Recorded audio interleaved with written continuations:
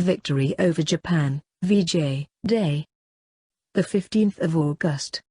When the world rejoices the end of World War II. The 6th and 9th of August, 1945. The US dropped 2 atomic bombs on Japan, consecutively at these 2 cities. Hiroshima, Nagasaki. Killed between 129,000 and 226,000 people.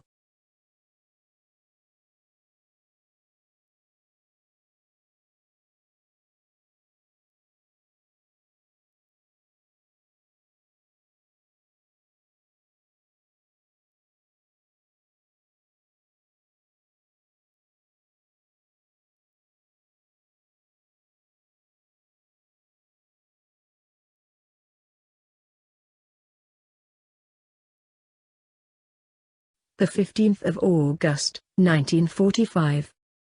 On this date, the Japanese Emperor Hirohito announced the unconditional surrender of Japan on radio. This surrender was in no way an easy decision and was even interfered with by a coup led by reluctant army officers in Tokyo. Fortunately, the fate of Japan and the world prevailed over these stubborn few. The 15th of August, 1945.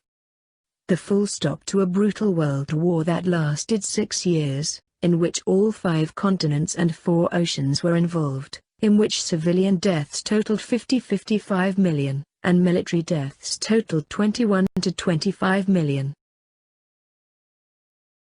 The 2nd of September, 1945. Although war had ceased since the 15th of August, it was on this date that the Japanese representatives formally surrendered to the U.S. Army on the USS Missouri, anchored in Tokyo Bay. However, people's desire for peace does not wait for official accords or agreements. The cheerful people all over the world had commenced their own celebrations well ahead.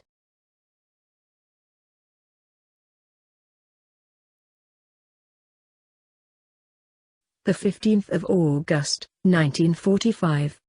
Check out the purest joy and relief of the world in VJ Day celebrations footage shot in 1945.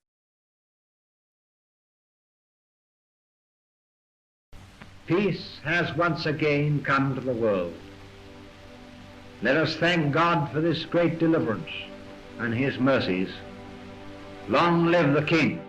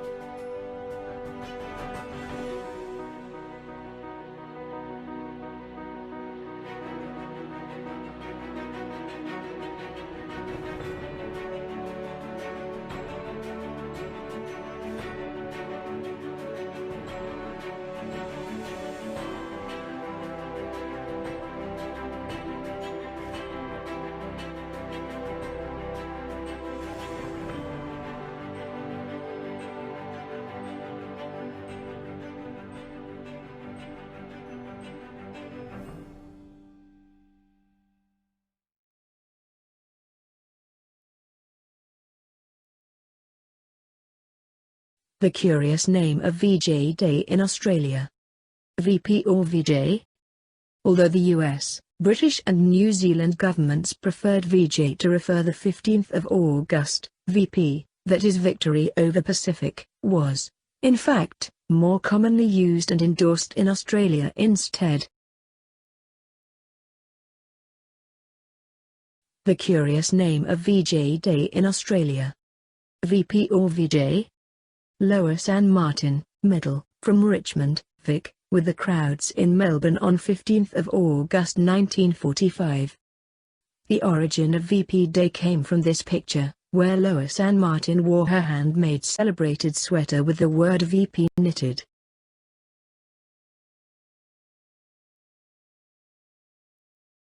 The curious name of VJ Day in Australia. Newspapers in 1945 also first reported the date as VP Day. The government also announced a public holiday as VP Day in August 1945. Celebration on the date, joyous and chaotic. After the announcement of the 15th of August 1945 as a public holiday, the joyous Australians could not help celebrating the genuine end to the war, as the last country in the Axis had finally surrendered and the brutal battles in the north could now cease. Fellow citizens, the war is over. The Japanese government has accepted the terms of surrender imposed by the Allied nations and hostilities will now cease. At this moment, let us offer thanks to God. Let us remember those whose lives were given that we may enjoy this glorious moment and may look forward to a peace which they have won for us. Australian PM Ben Chifley. Celebration on the date, joyous and chaotic. Therefore, the Australian people's passion to get involved in celebration events was unprecedented. Voluntarily, thousands of people flocked to the streets, singing, dancing, laughing and shouting. Shops were closed, yet places for entertainment, pubs, theatres remained open for the ecstatic crowd. Thomas Blamey. Since May 1942 Sir Thomas Blamey commanded all the operations in the Pacific Ocean. On the 2nd of September 1945 he on behalf of Australia signed the Japanese Instrument of Surrender at Japan's ceremonial surrender on board USS Missouri. Then he flew to Papua New Guinea and personally accepted Japanese surrender of local Japanese fighters. Military campaign, so-called Kokoda Trail campaign was ultimately unsuccessful for Japanese Army. Simultaneously it eliminated the threat of Japanese invading Australia in 1942. Sir Thomas Blamey played a major role in achieving this. Blamey is honoured in various ways, including a square named after him which is situated in the national capital, Canberra, the Army Recruit Training Centre, various streets and parks. Blamey's cabinet is situated in Victoria Barracks and a statue of Blamey stands in King's Domain, Melbourne. From the book In Russian Pages of the Australian History by Ekaterina Danova. How do Australians nowadays honour the victory over Japan? The 15th of August this year marks the 75th anniversary of VJ Day, but with the COVID-19 virus outbreak, we had been unable to see any large-scale celebration events. Nonetheless, our heroes and victory had been remembered in another way. On the 15th August, the Australian PM addressed the nation in Australian War Memorial with social distancing practiced. Comparing the fight against tyranny with the fight against the virus, the PM said, "All understood if tyranny was not confronted together, it would be confronted alone. It was true then, and it's true today." How do Australians nowadays honour the victory over Japan? PM Scott Morrison also said, "You were boys who helped free a world and became great men.